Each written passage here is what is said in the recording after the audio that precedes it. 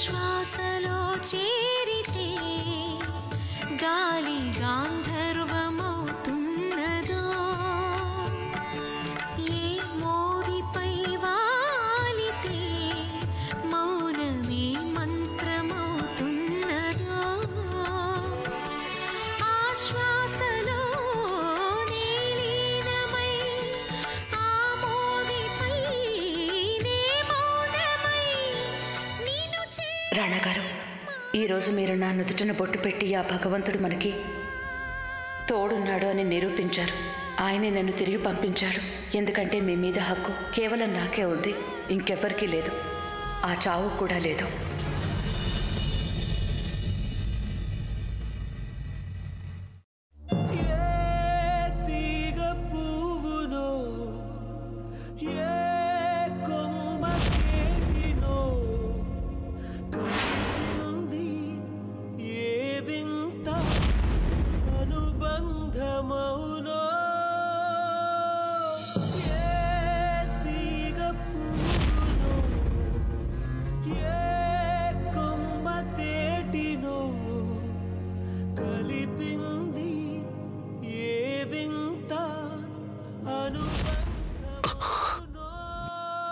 ఇంతకీ ఎందుకో తను బాధపడుతుంటే మేము తట్టుకోలేకపోతున్నాం.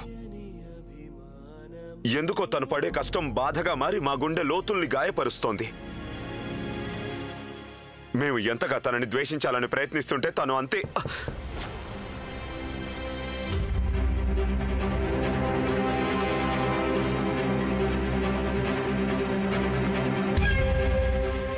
నీ చేయికి దెబ్బ తగిలింది కదా, గందుకోసానికే మందు తీసుకొచ్చినా. మాకు ఏ మందు అవసరం లేదు. నీకు దీని అవసరం లేకపోయినా ఆ దెబ్బకు మందు చాలా అవసరం. దెబ్బలు గిట్ల కోపంతోని కాదు, మందులతోనే నయమైతాయి. నీ కాదు చెప్పేది. నువ్వు చెప్పాలనుకున్నా చెప్పినవు. గవినా చెవులో పడ్డాయి. కానీ ఇన్నవన్నీ పాటించాలనే ఏ పుస్తకంలో రాసింది చెప్పు?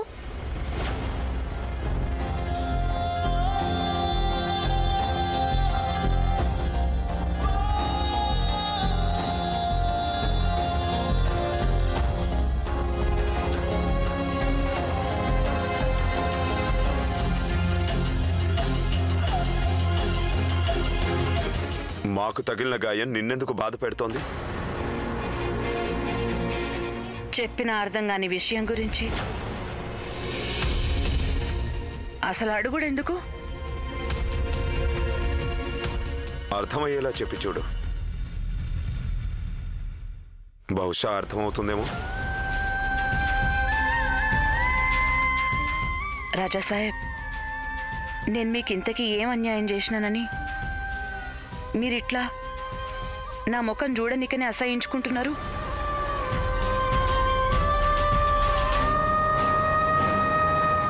దానికి కారణం నీ కళ్ళు.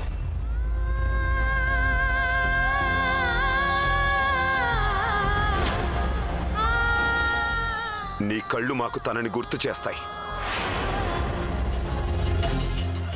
ఎవరిని? గాయత్రి.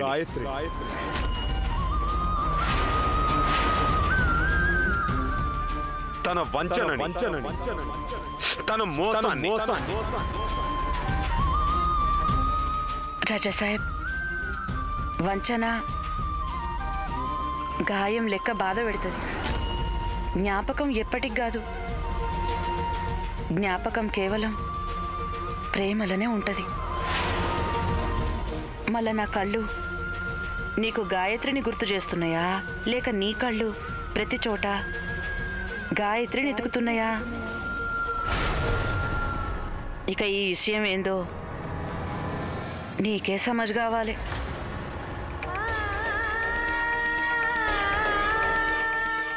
మా దగ్గర ఒక మాట అంటుంటారు, తప్పు ఒకరిది, శిక్ష ఒకరికి. గాయత్రి తప్పు చేసుంటే మరి శిక్ష మీ ముసలి తల్లికి ఎందుకు వేస్తున్నావు?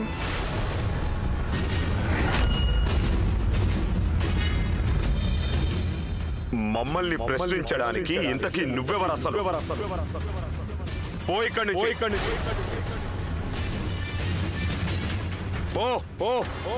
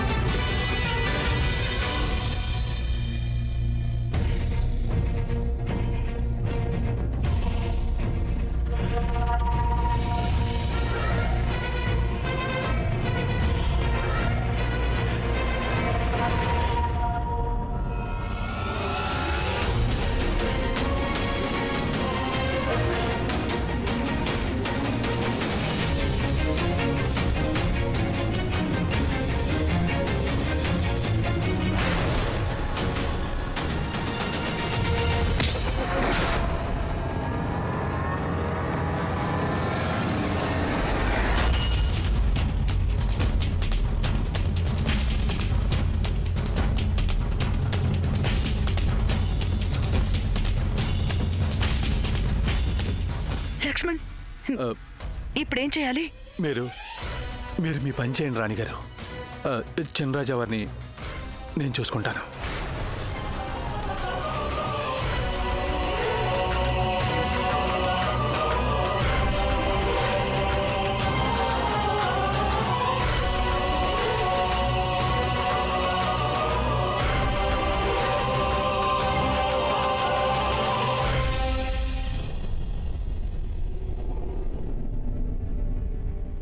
గాయత్రి,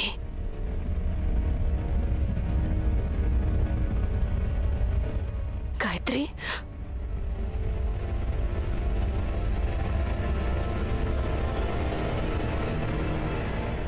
గాయత్రి,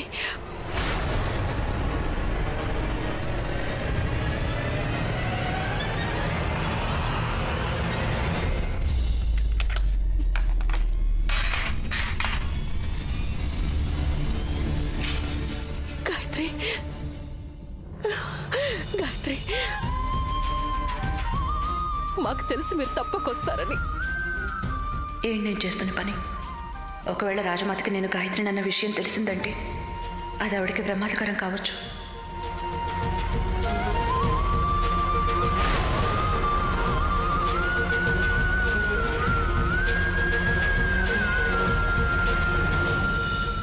నన్నెవరో అనుకుంటున్నావేమో. నా పేరు గాయత్రి కాదు, సావిత్రి. సావిత్రి, దేశ దిమ్మరి సావిత్రి. లేదు, అలా ఎన్నటికీ జరగదు. మా మనసు మా రాణి గాయత్రిని గుర్తించడంలో ఎప్పుడూ పొరపాటు పడదు. అమ్మా, నీ మనసు ఏ పొరపాటు చేయలేదు. నేను నీ కోడల్ని కాదు, కానీ నిన్నంతే ప్రేమగా మంచిగా చూసుకుంటా. చూసుకో, ఈ రోజు సంధి నేను నీకు బిడ్డని. ఎవరు నువ్వు? తోటమాలి మొక్కల్ని పెట్టి మర్చిపోతాడు, కానిగా చెట్టు తప్పగా గుర్తుపెట్టుకుంటదమ్మా. నేను నీ ప్రజల్లో ఒకదాన్ని. ఈ రోజు ఇట్లున్నానంటే గదంతా నీ దయతోనే. నీ మీదేదో చాలా పెద్ద దుర్మార్గం జరుగుతుందని నాకు తెలిసిన వెంటనే నేను ఇక్కడికి ఇట్లా పని మనిషి లెక్కొచ్చిన. అమ్మ, ముందు ఒక మాట చెప్పు. నిన్నిడ ఎవరు బంధించిండ్రు? ఎవరా రాక్షసులు? మా కుమారుడు రాణాగారు. ఏం తప్పు చేసిండ్రని? ఆయనకి నా కోడలు గాయత్రిని గుర్తు చేసే తప్పు చేసినందుకు. గిది రాజాసాహెబ్ సొంతంగా తీసుకున్న నిర్ణయమా, లేక ఎవరైనా బలవంతంతోని గాయనతో నీ పని చేయించిండ్రా? ఇప్పుడు రాణాగారు తీసుకునే ఏ నిర్ణయం అయినా ఆయన స్వయంగా తీసుకునేది కాదు. ఆ సంఘటన తరువాత ఆయన రాజేశ్వరి చేతిలో తోలు బొమ్మలాగా మారి ఆడుతున్నారు. అమ్మా, మా తాన ఒక మాట అంటుంటారు, బయటున్న నీళ్లతోని ఓడలు మునిగిపోవు. ఓడ మునిగిందంటే దానికి పడ్డ చిల్లు వల్ల అని. మరిగా రాజేశ్వరి ఆమె బయట నుంచి వచ్చింది. గింత పెద్ద పని ఆమె ఒక్కతే చేసుండదు. ఖచ్చితంగా ఈ ఇంట్లో ఇంకెవరో ఉన్నారు. నువ్వు చెప్పేది నిజమే. ఎవరో ఉన్నారు. వాళ్లే రాజేశ్వరికి సాయం చేస్తున్నారు.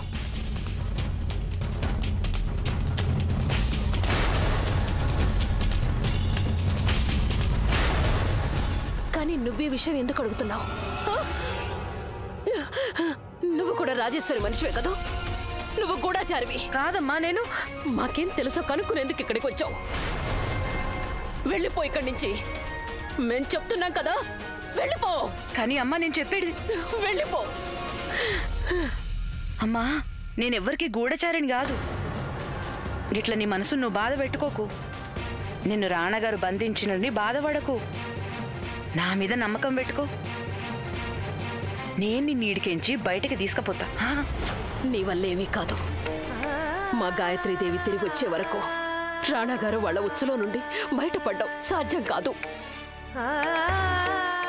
సాధ్యం కాదు. అమ్మా, గాయత్రి చేయగలిగిందే అయితే ఇక ఈ సావిత్రి వచ్చేటిదే కాదు.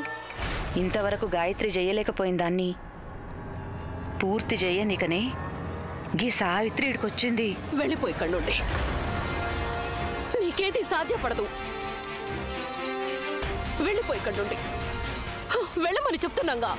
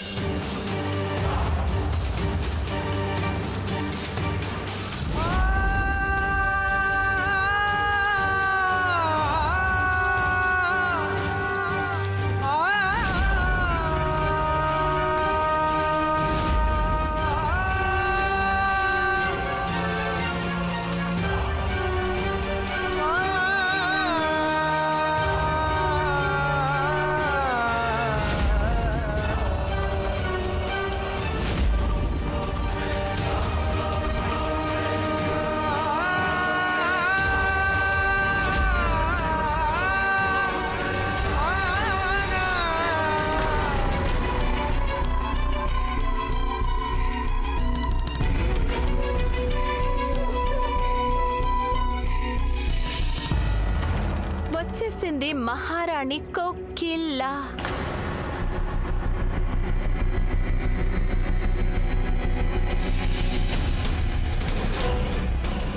మేం చేసుకుంటాంలే.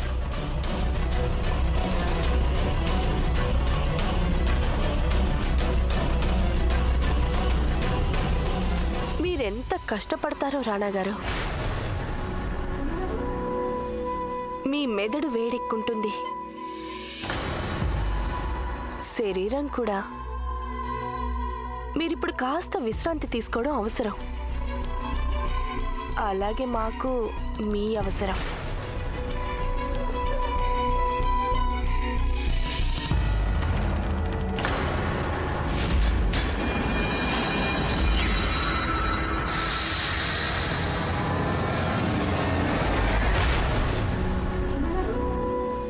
ఏమైంది రాణాగారు? మేమేమైనా మిమ్మల్ని మొదటిసారి తాకుతున్నామా? రాణాగారు, మేము మీ అర్ధాంగి. మేమంటే మీకు చెప్పలేనంత ప్రేమ. మరి ప్రేముంటే అలా దూరంగా ఉండిపోతారా రాణాగారు?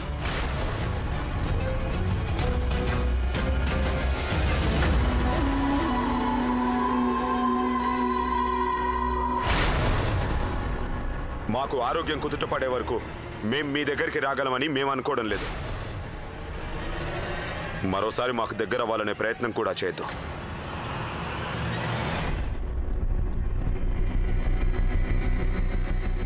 రాణా గారు ఒకవేళ మా దగ్గరికి రాకపోతే ఆయన నమ్మకాన్ని గెలుచుకుని అన్నిటినీ నా పేరున ఎలా చేసుకోగలను?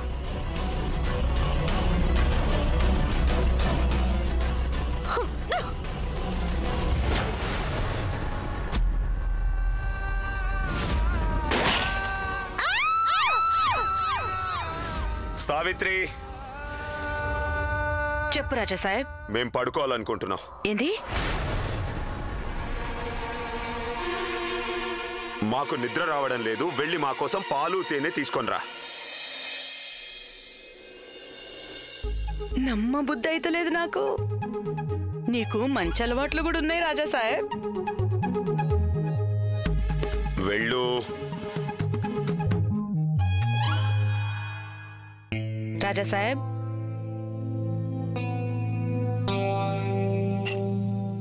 నీకు ఈ అలవాటు ఎవరు చేసిండ్రు? మాకు గుర్తులేదు. అలవాటు మానలేదు గాని ఈ అలవాటు చేసిన వాళ్ళని మాత్రం మర్చిపోయిను.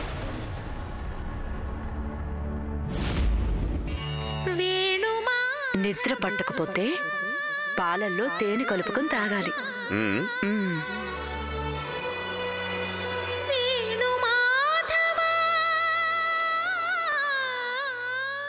శభాష్.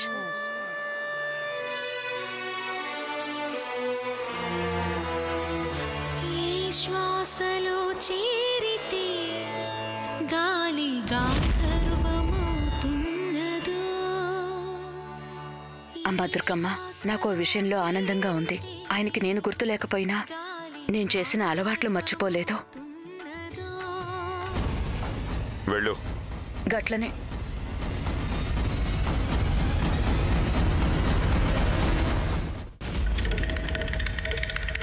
పెదరాణి అమ్మా, మేం చెప్పేది నిజమే. నిజంగా మేము మా కళ్ళారా చూసాం. రాజేశ్వరి రాణాగారి పైకి వెళ్తోంది. చెప్పండి, ఒకవైపు మేము రాణి అవ్వాలని తయారవుతుంటే, రాణిలో ఉండాలని ఎన్నెన్నో నేర్చుకుంటుంటే, కానీ అక్కడ తను. మీకొకటి తెలుసా పెదరాణి అమ్మా, ఇప్పుడు మేము ఒక ఇంగ్లీష్ గురువును కూడా నియమించుకున్నాం. ఆవిడ మాకేదో నేర్పించారు కూడా. You know big queen mother. అవును పెదరాణి అమ్మ, ఇంగ్లీష్ లో ఇలా పెదరాణి అమ్మని బిగ్ క్వీన్ మదర్ అని పిలుస్తారు. కానీ ఏం లాభం, ఆ రాజేశ్వరి అక్కడ తను అనుకున్నది సాధిస్తుంది. తన వళ్ళో ఒక వారసుడుంటాడు. అప్పుడు తను మనందరి తలల మీద ఎక్కి తాండవం చేస్తుంది పెదరాణి అమ్మ. ఆ కోతి తాడును విడిపించుకునే ముందే మీరు తాడును ఒడిసి పట్టండి. మేం వేసుకున్న బట్టల్ని నగల్ని నకలు చేసేవారు మమ్మల్ని కోతితో పోలుస్తున్నారా?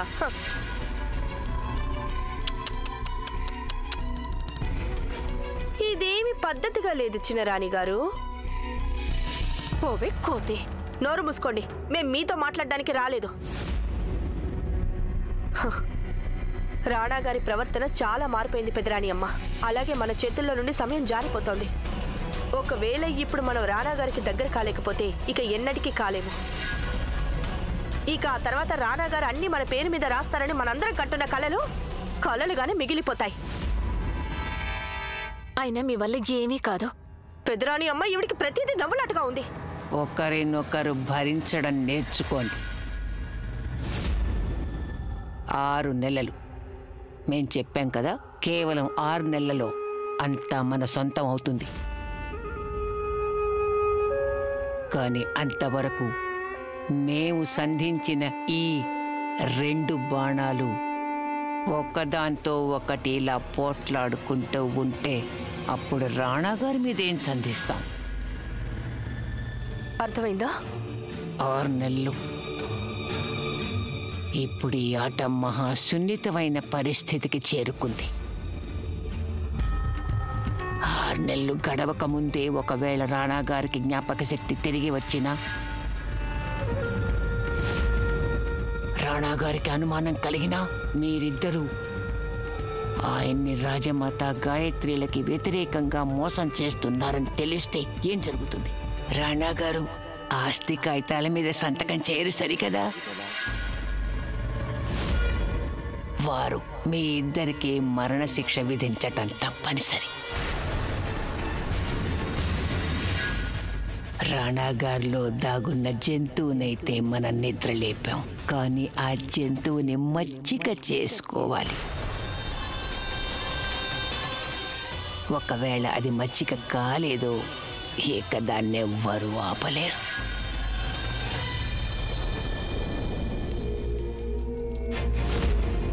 నీకు ఈ అలవాటు ఎవరు చేసిండ్రు? మాకు గుర్తులేదు. మా గాయత్రి తిరిగి ఇక్కడికి రానంత వరకు ఎవరు ఏమీ చెయ్యలేరు. పాత జ్ఞాపకాలన్నీ ఆయనకి తిరిగొస్తే రాణాగారు కూడా తిరిగి వచ్చినట్టే. ఈ మాయాజాలానికి తెర తీసే సమయం వచ్చేసింది.